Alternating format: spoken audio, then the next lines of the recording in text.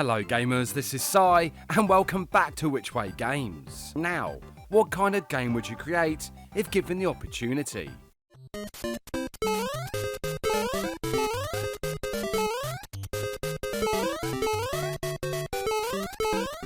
Whoever came up with that stage is a truly disturbed mind. And with that being said, let's get on with the video.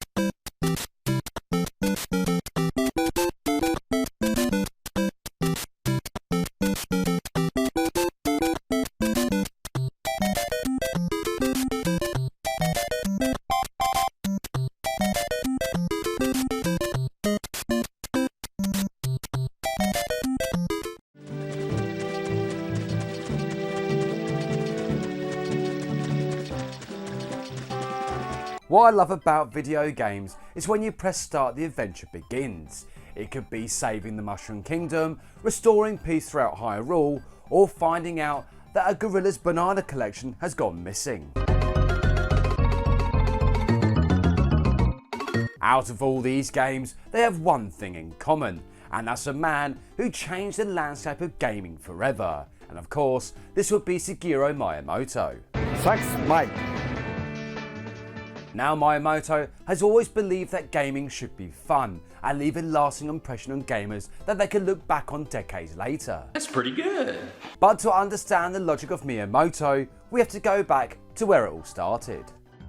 In the small town of Shinobi, Japan, Miyamoto was born, and growing up he would spend much of his childhood exploring the great outdoors. Bear in mind this was before Netflix, mobiles and even Pac-Man. And on one of his many adventures, Miyamoto came upon a cave, and over the course of a few days, he would eventually set foot inside to explore the mysteries within. This exploration into that cave would have a lasting impact on Miyamoto, and would become the catalyst for a legendary gaming series, but more on that later.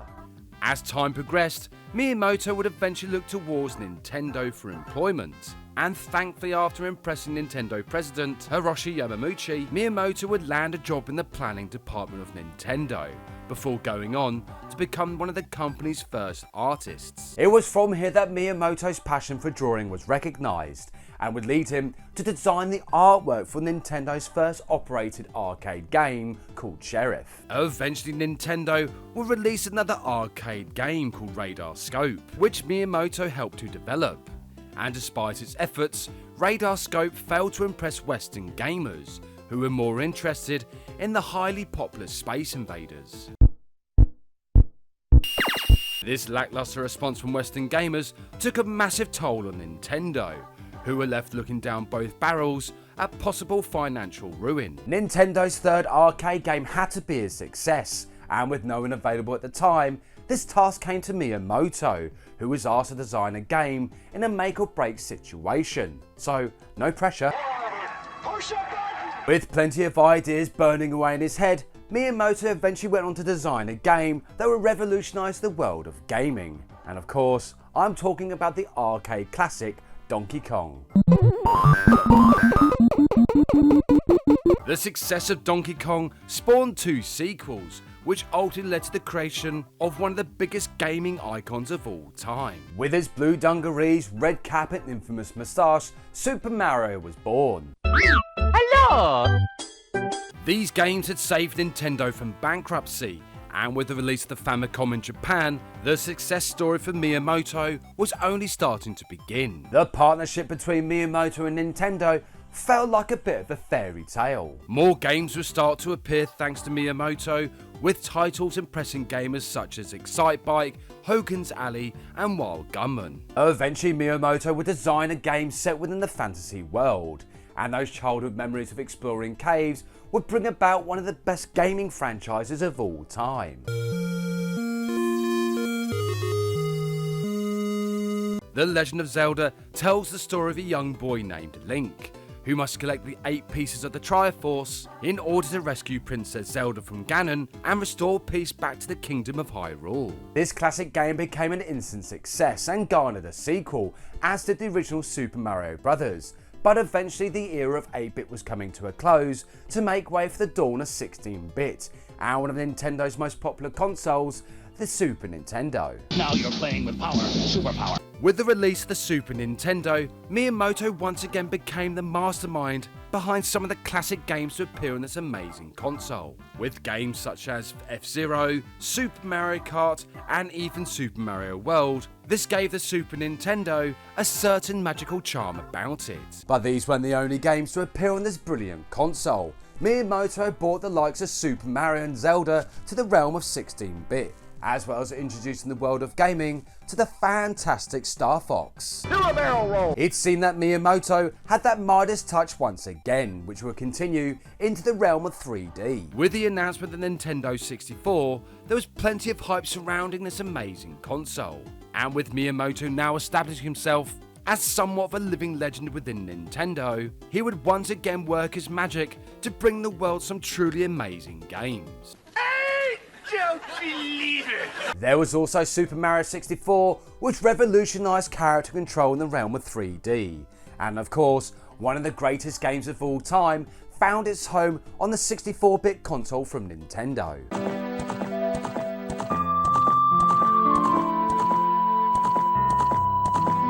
The Ocarina of Time gave some gamers an insight into the experiences that Miyamoto may have had while exploring the caves and woods from his childhood. You know, stepping into the unknown and starting an adventure that would last a lifetime. As technology was progressing, more powerful hardware was becoming available. And from this, the Nintendo GameCube graced the world of gaming.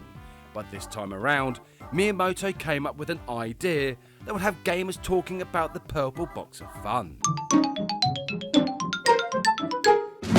When Miyamoto showed off the GameCube, there was something missing. A Super Mario release title, which of course was unheard of at the time, but instead what gamers got was the endearing Luigi's Mansion. This time the younger brother of Mario took centre stage, in an adventure that had Luigi exploring a haunted mansion.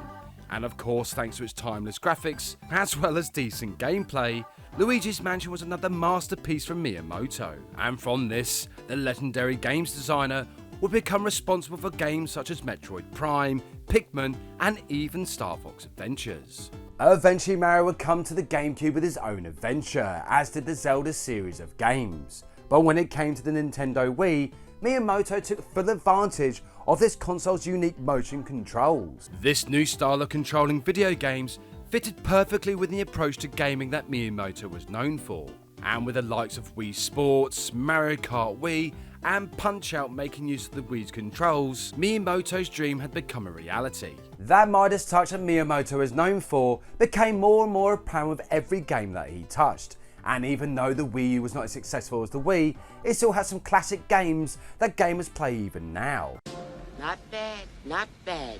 With the release of the Nintendo Switch, and with almost 100 games underneath his belt, it's no denying that Miyamoto is the father of modern video games. But ironically, he doesn't play video games often, but lucky for us gamers, he is responsible for some of the greatest titles of all time. Overall, each of the games that came from the creative mind of Shigeru Miyamoto have gone down to become a part of gaming history.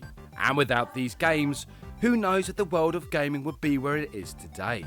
And if Miyamoto eventually retires, he has left a legacy that would last a lifetime and will go on to inspire future generations all across the world. Anyway, come back next time where I take a look at the Pikmin timeline and how the adventure for Captain Olimar all began with a crash landing. Thank you so much for watching and see you next game.